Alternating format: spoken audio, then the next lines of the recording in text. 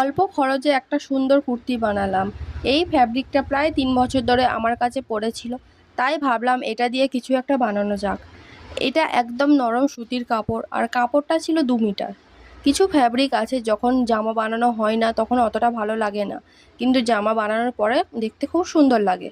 তো পিন্টারেস্ট থেকে আমি এই আইডিয়াটা নিয়ে ভাবলাম যে এরকম টাইপের একটা কুর্তি বানানো যাক। এই কুর্তিগুলো তো লেস দেওয়া আছে, কিন্তু আমি যেহেতু সিম্পলের উপর দিয়ে চাইছিলাম, তাই আমি লেস লাগাইনি। কুর্তিটার হাতটা লম্বা রেখেছি 19 ইঞ্চ, আর মুহুরিটা রেখেছি 16 ইঞ্চ।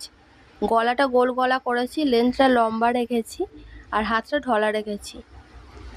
তো এই হচ্ছে আমার কুর্তিটার ফাইনাল লুক। তোমরা অবশ্যই জানিও কুর্তিটা কেমন হয়েছে আর আমাকে কেমন লাগছে।